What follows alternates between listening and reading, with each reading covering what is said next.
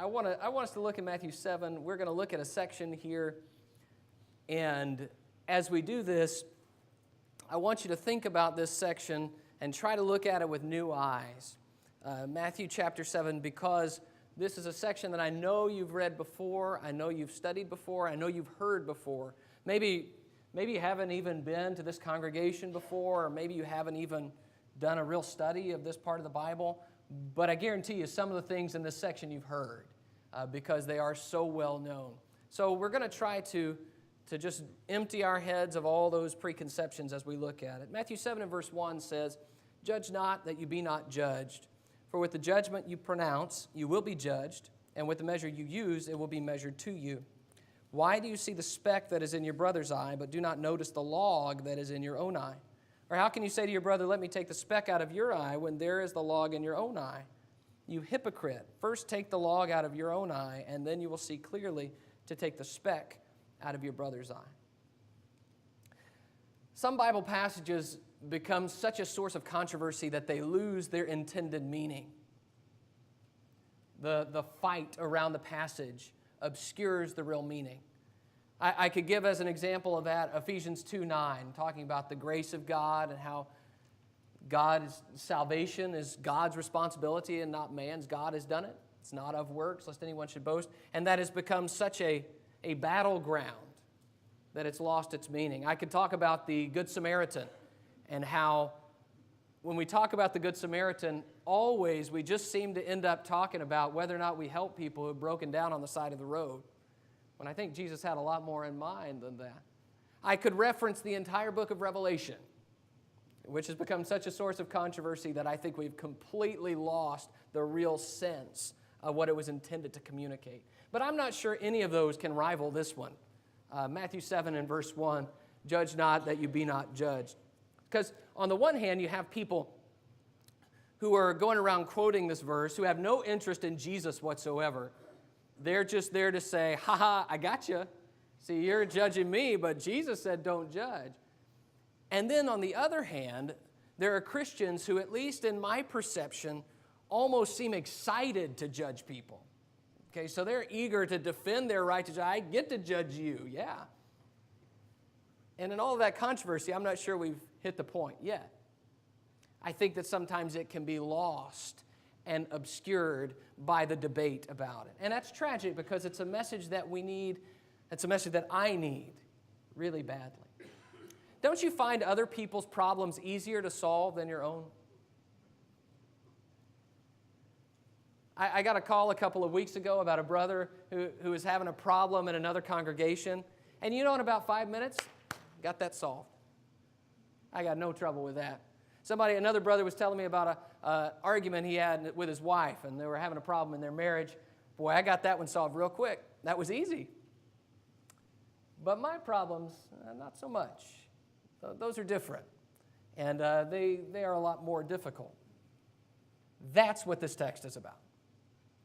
How we have a trouble being honest and humble when we deal with other people, and when we look at the speck in the eyes of others. The way that we tend to think that we're right because we're us, and that others are wrong because they're them, that's what Jesus is talking about. So I want us to think about the speck in your eye. I mean the speck in your eye because that's where Jesus says it is. Meanwhile, it's me who's got the beam, and how Jesus teaches us to think about that. Let's read Matthew 7, beginning in verse, we read verses 1 to 5. I want to read verse 1 through 2 really quickly here. Verse 1, "Judge not that you be not judged, for with the judgment you pronounce, you will be judged, and with the measure you use, it will be measured to you." So, what that is a threat. Verse 2 in particular. However you judge, you will be judged. Jesus is saying there's care that you need to take in this because it's going to come back to you. But I want you to notice that the same kind of idea is in verse 12. In verse 12, he says, "So whatever you wish that others would do to you, do also to them, for this is the law and the prophets." Do you notice how this section is bookended by the idea that we need to be thinking about how our treatment of others reflects on us, and has a part to do with what we would want. He is saying you need to think about yourself when dealing with other people. Please hear me rightly about that. I don't mean that we need to be thinking selfishly. What Jesus is saying is that this begins with a proper estimation of how I would want to be treated. And if I don't want to be judged the way I'm judging you, then I need to stop. And if I wouldn't want you to treat me the way I am treating you, then I need to stop. Do you see how Jesus has that in mind throughout this whole section? He begins with a threat. The idea, in verse 2 in particular, is that the standard that we use in judging other people is a standard we don't want applied to us. So while I might feel that when somebody else does something dumb, that I should laugh at them and belittle them and always bring it up, I don't really like people doing that to me. And Jesus is saying, well, that's a double standard. And whatever you do to others, you will be judged by that same standard. There is actually a term psychologists have for this problem. It's called sometimes attribution error or observer bias. And the idea is that when we see a problem in somebody else, like let's just say, for example, there's somebody who is late. Okay? Well, what we say about them when it's somebody else is we say, man, that person is always late. They're just late. They're bad. Okay? And we assume that what their lateness is a character flaw. But when I'm late, do you know why I was late? Well, I caught that light, and you know, it just took my wife so long to get ready this morning. And there are all these excuses that we say, in my case, you need to consider all of these things. It's not a character flaw, it was just the situation. In other words, psychologists have identified Matthew 7 and verse 2, the idea that we judge other people by standards we don't want to be judged by. And Jesus is saying, we've got to think more deeply about that. Verse 3 then. In verse 3 he says, why do you see the speck that is in your brother's eye, but do not notice the log that is in your own eye? Now remember, we talked about how Jesus uses the idea of vision in this section of Scripture to talk about the mental or spiritual focus that we have. So he says, why do you see or notice everybody else's speck when you have a beam in your eye? I don't think we take Jesus' question very seriously normally. If you look at it again in verse 3, it's a question. Why do you see the speck that is in your brother's eye? Why? I think we take that as rhetorical, when in reality, I'm not so sure it's rhetorical. I think maybe Jesus is asking us, think about why you do this. Why? Why do I feel like I have to look down on others and find their flaws? Why do I feel like it's easier to solve other people's problems than my own? Why do I judge people without looking at myself first? Why do I do this? And I don't know about you, you may have your own answers to that question, but I do know about me that the answer to that question in all its different forms boils down to pride. It boils down to the idea that if I can find somebody else who has a struggle or a flaw, then I feel a little bit better about me. And if I can cut them down, then I feel a little higher. If I can condescend to someone, then it relieves a little bit of my own anxiety. Jesus says, you need to think about why. You need to think about the speck in their eye versus the beam in your eye. My criticism often comes from a place of insecurity. And because of that, when I see it that way, it makes me a lot less eager to criticize other people. And what happens when we begin to jump on the specks in other people's eyes? You know what happens, right? It makes it easier to jump on the next person's specks and the next person's specks. We become professional eye inspectors, right? We do this. And I've been there where we become critical of everyone and we think we have the solution to all their problems, but we haven't ever actually got around to our own. Just busy with others' flaws. But I think what's really powerful about verse 3 is that Jesus actually does give the answer to the why question. Essentially, what he is saying is, it is a distraction tactic. Look again at verse 3. He says, why do you see the speck that is in your brother's eye, but do not notice the log that is in your own eye. We look at other people's flaws because we don't want to face our own. That's what he says. It's a lot easier and it's a lot more comfortable, and I don't want to face my own issues. That's what Jesus says is the real problem. It's a distraction tactic. See, fixing my own flaws and my own weaknesses is a painful and gut-wrenching process. So it's a lot easier to look at others. Verse 4 then. How can you say to your brother, let me take the speck out of your eye when there is the log in your own eye? How can you say that?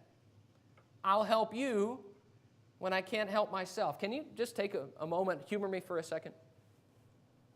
Have you ever thought about how many times we have expressions in English for this same problem? Like we have the expression, well, you're one to talk. What does that mean? Don't criticize me when you haven't straightened up your own life. Or we say, look who's talking. Or we say, well, that's the pot calling the kettle black. What are we saying? Same thing. We say, hey, those who live in glass houses shouldn't throw stones. What do we say? Same thing. Isn't that interesting? It is so galling. Doesn't it irritate you when people come criticize you and you know they've got big problems of their own? Doesn't it make you say, now wait just a minute? That's what Jesus is talking about. If you feel that way when other people do it to you, how does it feel when you do it to them? Verse 4 again. How can you say to your brother, let me take the speck out of your eye when there is the log in your own eye? It's ridiculous for us to notice the smaller flaw rather than our own, but it is even more ridiculous to offer to help somebody with a smaller flaw when we've got the big one. That's what Jesus is teaching. And so he says there in verse 5, you hypocrite, first take the log out of your own eye, and then you will see clearly to take the speck out of your brother's eye. Do you see how he calls it hypocrisy? You hypocrite. Can I explain that? Hypocrisy is not if I have a beam in my eye. Hypocrisy is not if I see the beam and I try to work on the beam and I'm upset about the beam. Hypocrisy is when I ignore the beam, pretend it's not there, and try to correct your speck. That's hypocrisy.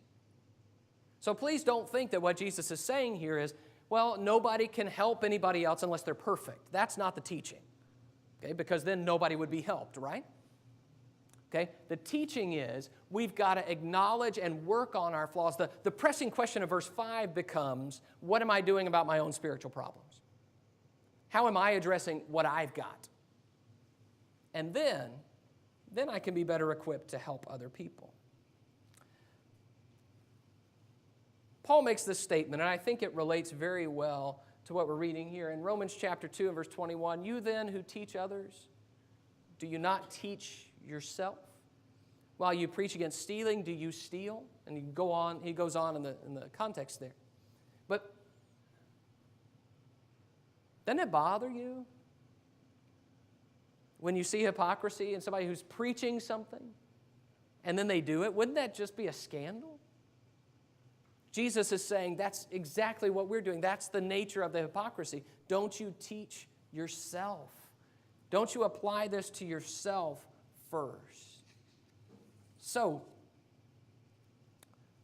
Jesus is teaching us then. This is where the work begins before we ever start to look around and think about others. And what this will produce in us is a spirit of humility and honesty. Isn't there a difference? If I were to approach you and say, you know, brother, I've noticed that this is an issue for you. Let me tell you, I have had a lot of issues in my own life. And by the grace of God, I've grown past some of them. I'm still working on some of them. I want to share with you some of what God has done for me, and I hope it'll help you. Here are some things that worked for me. Isn't there a difference in that approach and saying, you know what your problem is? Isn't there a difference? You need to get that straightened out. Isn't there a difference? One is about humility and honesty. Yes, I sin, and not just in that vague way where we say, yes, all have sinned. I have done specific things that are abhorrent in the sight of God, and I have done things that I have had to have God help me work out of. Now I can help you. Not because I'm perfect, not because I'm better, because we're in this together. You see the difference in tone? That's what Jesus is after in verse 5. In verse 5, he is saying specifically, once you have gotten your problem at the very least under control, then you can help others with their problems.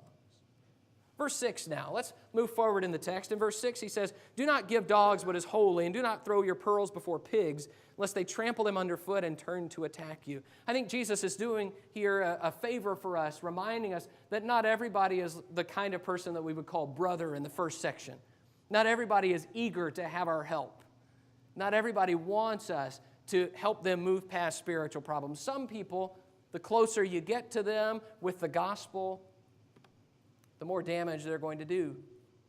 They are dogs or they are pigs, and they are aggressive in their rejection of the gospel.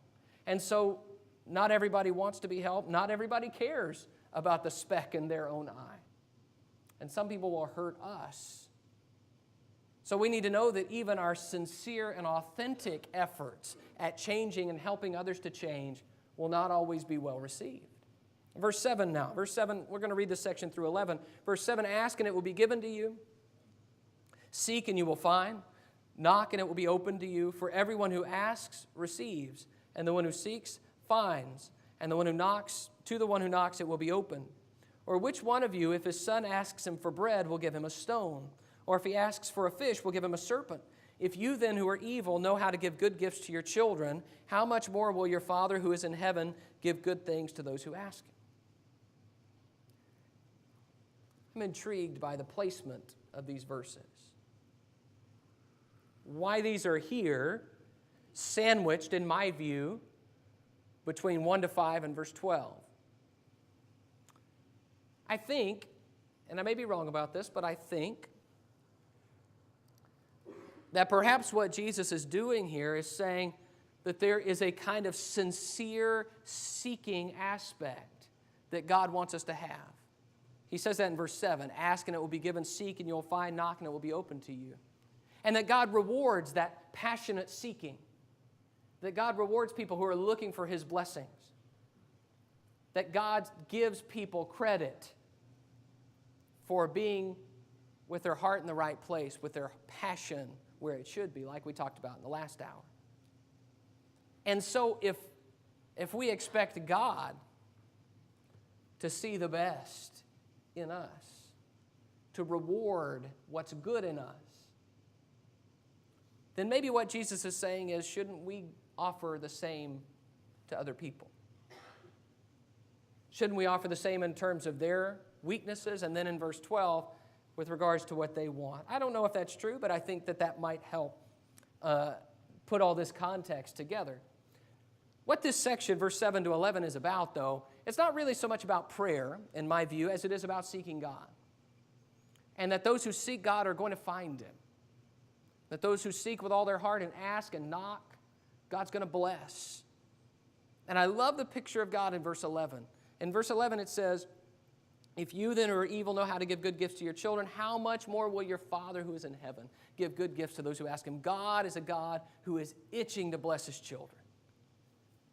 And I love that picture of God as a Father. Verse 12 now. So whatever you wish that others would do to you, do also to them, for this is the law and the prophets. I know that what Jesus states is sort of as a broad rule, but I, again, have come to see it as connected to the speck and the beam section that we've been working in. That we've come back to what verse 1 and 2 said. If you want to judge people harshly, God will judge you harshly. But you should treat others the way you wish you would be treated.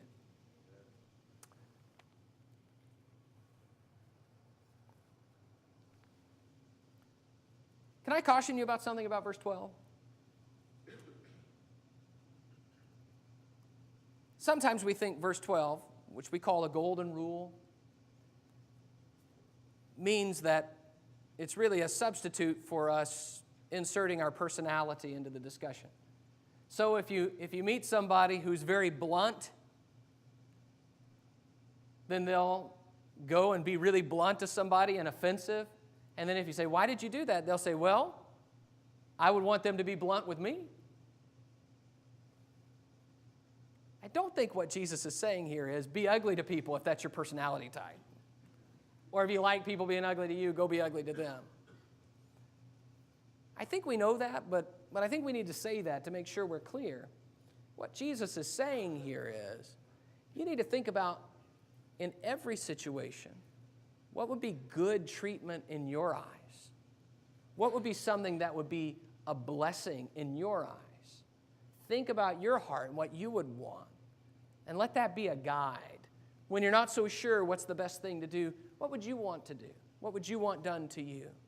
And a tremendous guide that is, because it helps us be aware of what we want, and it helps us act in a way that's consistent with what we want. And if someone were to question us, why did you do it that way? We can always answer, I just really genuinely thought that that's how I would want it done to me. It's hard to fault that. And I think that's why it's such a great standard that Jesus offers. So when we talk about criticism, how would we want people to treat us? Would we want people to whisper about our problems behind our back? Spread around what they learned about us? Would we want people to come down with a hammer every time we made a mistake? Would we want that? I don't think so. So then how can we treat others that way? How can we be consistent when we're always focused on the speck in their eyes? I want to spend the rest of our time in this hour thinking about where we can apply this. Because I think that all preaches, well, not easy, but relatively easy.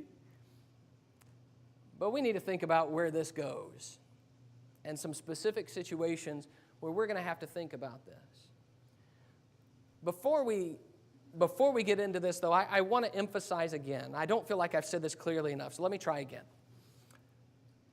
Jesus teaches us that in all matters spiritual, we think first about ourselves and our own relationship with God. That I have no right to criticize you and point at you and condemn you when I'm not thinking first about myself.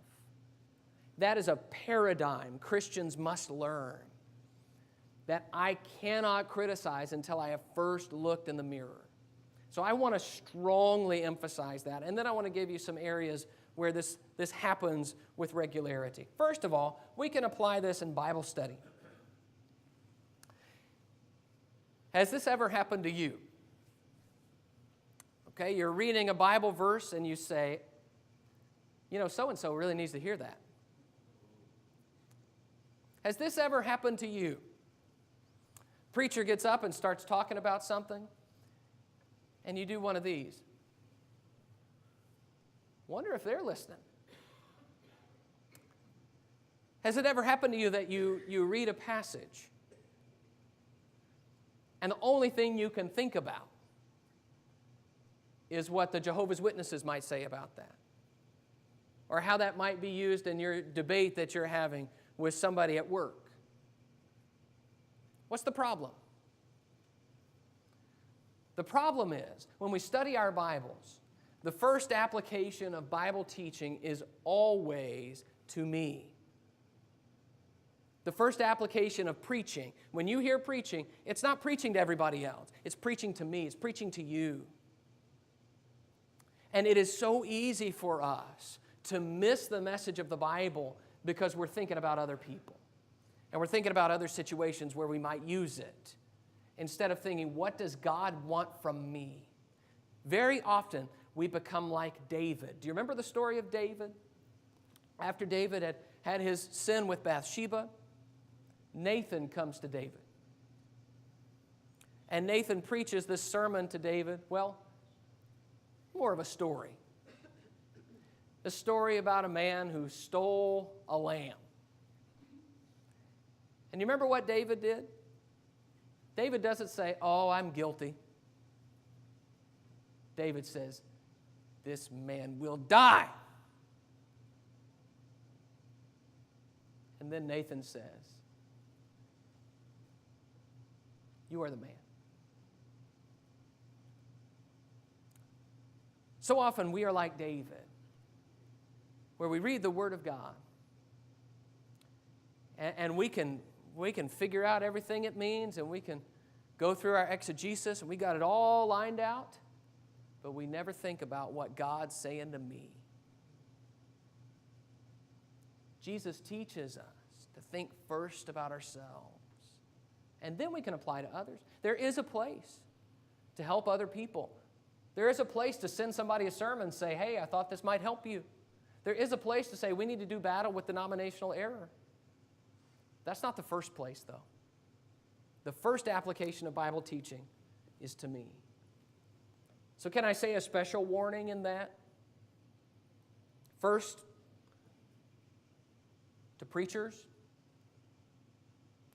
because it's very easy for us who preach the Word to stand beside it instead of under it as we preach it. And to people in any position of spiritual authority, to think that it's about applying this to them and not to myself. Can I say a special word of caution to parents who sometimes we seem to think that the rules are for them and not for us? That when we study the Bible, when we try to live rightly, I am the first one under the microscope. And it shouldn't surprise us at all if when we don't do this, when we Bible study for others, it shouldn't surprise us at all when we challenge people to say, hey, think about your life. Maybe you need to make a big change in your life. And they look at us and say, you know, you haven't done that. And turn and walk away. How can we apply this? Another place I find application of this is in terms of forgiveness. Forgiveness. You know, when I talk about forgiveness here, I mean particularly the idea of being emotionally ready to forgive from the heart. That's hard. We've been hurt. When people do us wrong, we don't want to forgive. But there is a dynamic at play in forgiveness situations, and the dynamic is this. The dynamic is they did wrong, so I'm up here and they're down here.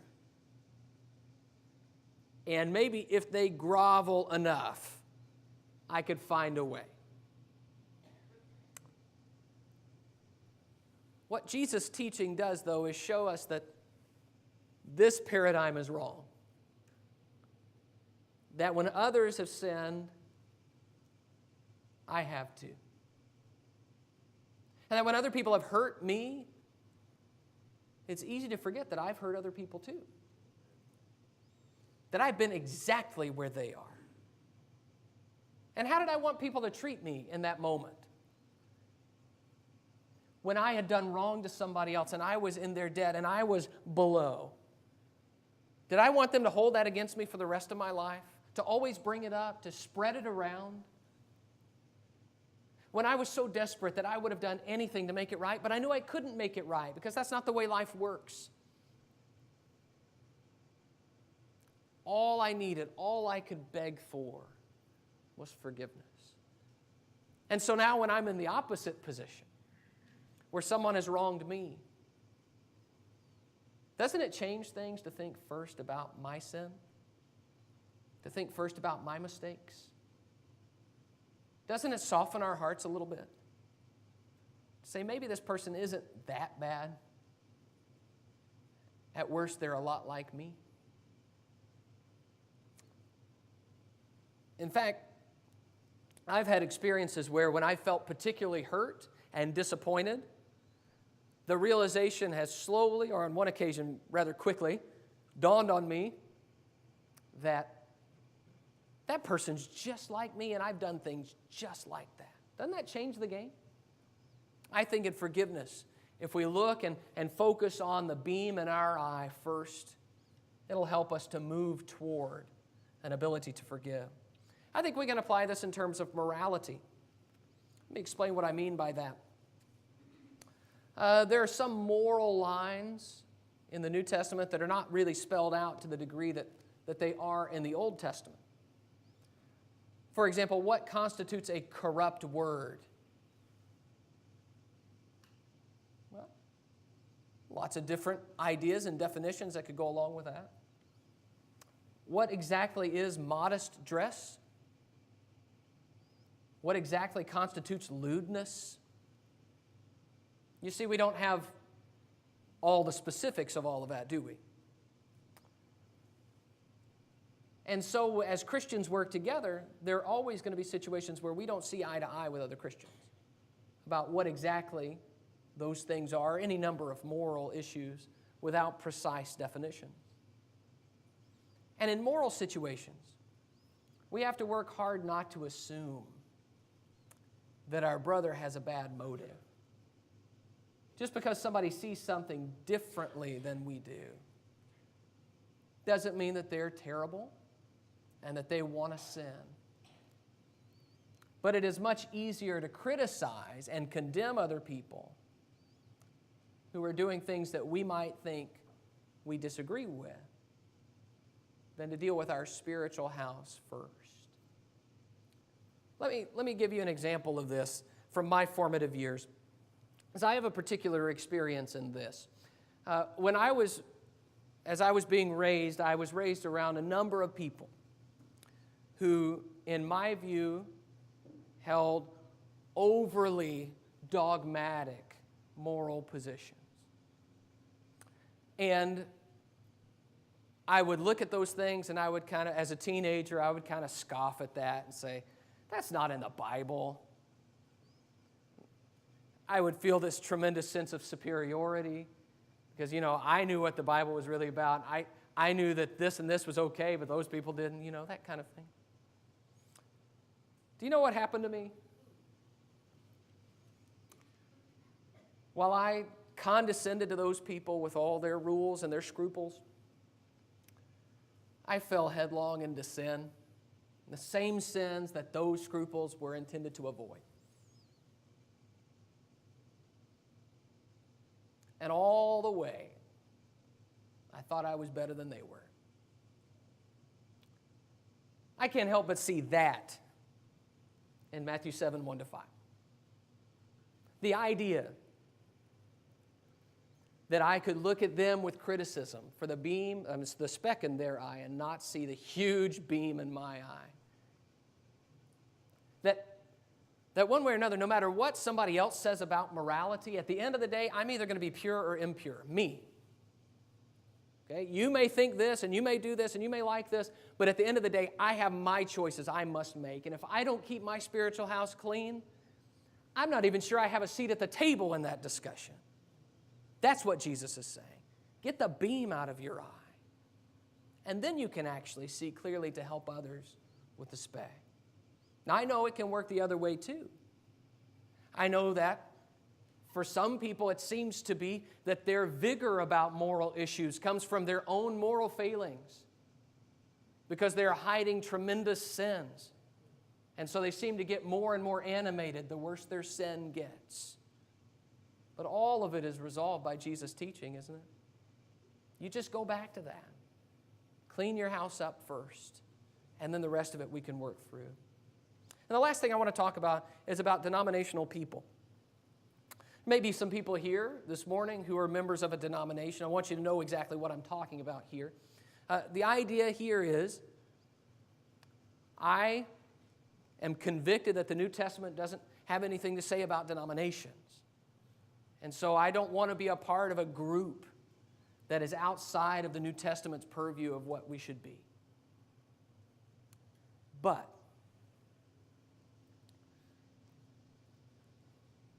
I believe it's very easy for us to condescend to denominational people in the same way Jesus describes. Let me help. I spent a lot of my life looking down on denominational people because of that belief, shaking my head at them, making fun of them, ridiculing their faith. And in fact, there was so much self-righteousness and condescension in me that I felt a sense of superiority, somehow knowing God was right, somehow transferred to me always being right, even in that attitude. And you know what happened? I look back on that time, and again, this isn't meant to be confession hour, but I'm not proud of it. Because what I look back on, I see that my attitude, my critical and condescending spirit, cost me so many opportunities to talk frankly about that issue. Because people knew where I was coming from. They could hear it in my voice.